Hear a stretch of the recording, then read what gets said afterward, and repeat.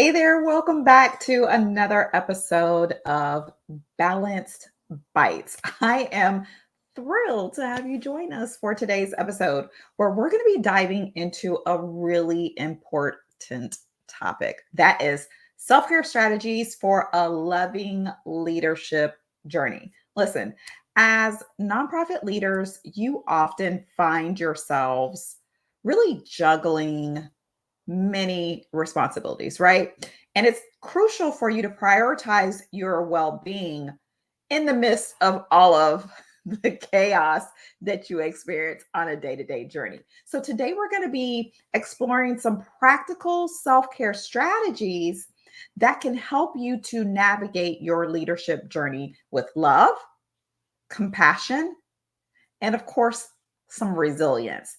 But before we dive in, I want to encourage you to submit your questions throughout the live stream because today is going to be a live Q&A. I'm going to do a little bit of teaching, a little bit of sharing, but really I want today to be about you and any questions that you have around self-care. Now, I do have a few questions that got submitted to me in advance, so I will begin with those, but if you have a question, please feel free to drop them in the comments. I want to prioritize those of you who are on here live. And if not, then we will address the questions that were sent in to me prior to the live stream, right? All right.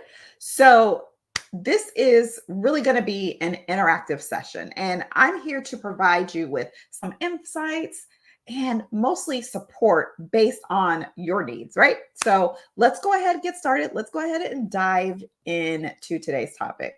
So, first of all, to kick things off, let's take a moment to really understand and talk about what self care means in the context of leadership, right? Specifically in the nonprofit sector.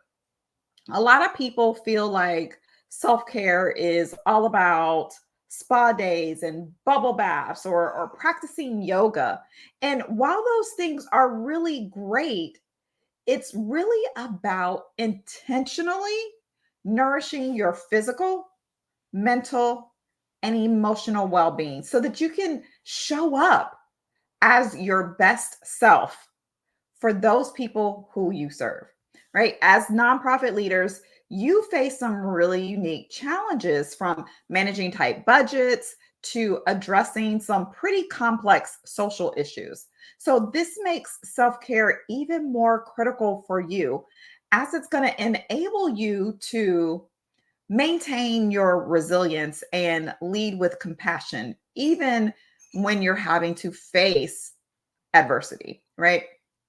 So now that we understand the importance of self care and leadership, let's explore a few practical strategies because I'm all about making sure that you have actionable strategies that you can incorporate into your daily routine so that you are able to put your prioritize your self care, right? First of all, this should be no surprise if you've been following me any length of time, which is mindfulness practices, right? So these are things like meditation, deep breathing exercises, and mindfulness walks, right? These things can really help you to stay grounded and present in the middle of all the chaos of the work that you do, right? The next practical strategy I want to recommend is boundaries. Yes, please. We need to make sure that we are setting boundaries because it's essential for you to protect your time and your energy. And when you set clear boundaries around your work hours, your communication channels, and especially your personal time, you're going to be able to prevent burnout and maintain that healthy work life balance. And finally, creating some rituals around rest. hmm Yeah, you have to rest. That means you need to prioritize your sleep. You need to engage in some sort of hobby, some sort of thing that fills you up and lights your soul on fire. One of the things for me is dance. I love Latin dance. So I take bachata lessons and go out dancing regularly to ensure that I have something that I enjoy just for me to take care of myself. In fact, I'm going out dancing. I'm driving over to Tampa this weekend to attend an event and go dancing, right? So, also things like spending time in nature. I love being outdoors, especially at the beach. I mean, hello, I live in the Sunshine State. It's beach central here. But you don't have to be at a beach in order to spend time in nature. You can go to a park, sit up under a tree, go for a walk in, if you have any type of nature trails. Just being outside can help you to rejuvenate your spirit and replenish your energy reserves. All right, so now is time for the highlight of our live stream, which is the live Q&A session. Right. So as I mentioned, I do have a few questions that were submitted to me prior to the live stream. Let me just check to see if we have any in the comments. Okay, I don't see any questions right now. So I'm going to go ahead and begin with the ones that were submitted to me prior to the live stream. But feel free, if you do have questions about self-care and how you can incorporate it into your day-to-day routine, feel free to drop those in the comments. So the first question that I have is, and this is a common one. This is something that I get pretty regularly. How my schedules are, Trasetta, my schedule's already busy. How can I find time to incorporate self-care into my already jam-packed schedule? There's a few things that I tend to recommend around this. One, self-care doesn't have to take a long time. It doesn't have to take a lot of time. It can be micro moments that you incorporate or weave into your daily routine. It could be, going back to the mindfulness practices, right? It could be doing a 1 minute deep breathing exercise every hour. Or one of the things that I used to do when I was still working a 9 to 5 was I set an alarm on my computer for 1 hour. So every hour I would have this little pop-up notification, this little alarm, and I would just stand up, take a break from what I was doing and stand up from my desk and stretch a little bit, because sitting, you're pretty sedentary. I would do a little bit of stretching. Sometimes I would do some deep breathing, take a few deep breaths to kind of rejuvenate and refresh my mind. Right? 60 seconds. That's all you need. You could even do a 60-second dance break. It doesn't matter. But take just that 1 minute can really help to recover your focus or re-energize your focus. Think about it this way. When people exercise, they do, and I talk about this quite a bit too. When people exercise with weights, they'll do a set, they'll do a set of maybe 12 repetitions. And then they take a 30 to 60-second rest in between each set. And if you think about it, our brain is also a muscle, right? And so as we exercise our brain, meaning we are focusing on a task, we're using mental energy, mental strength to work on a task, we are exercising it. And after a period of time, it can get tired and weak, and we start to lose our focus. So by taking just a minute or two to pause and not focus on work, you can really start to recharge your energy and be able to concentrate or be able to focus more on the task at hand versus just kind of plowing through your day. So that's one way you can incorporate self-care from a productivity or work standpoint.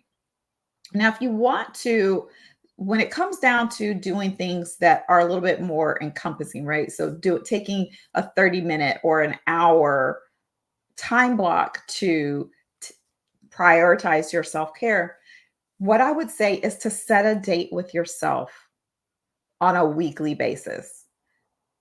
Schedule it. Before anything else gets on your schedule that first.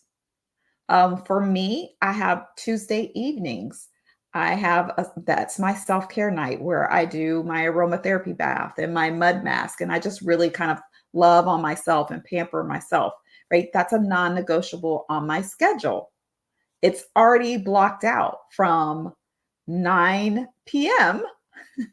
from 9 p.m. to 10 p.m. That is my self-care time every Tuesday, right? So not find, intentionally place time on your schedule for self-care. That is how you're going to be able to do it. And I promise you, you will still have time for all the other things that you need to get done, but you're going to have to prioritize it and make it that non-negotiable. Keep that date with yourself every week, right? And even if something comes up with your regular time where it's just not possible for you to skip it or push it along, then reschedule your self-care block for another day and time that fits with your schedule for that week. But let's try and keep it a non-negotiable, right? Another question. Let me check the comments. Okay, I don't see any additional questions in the comments. Another common question that I get is, how can I overcome these feelings of guilt or selfishness when I am doing self-care practices, right? A lot of people have this um, mindset or this idea that self-care is selfish, and it really isn't.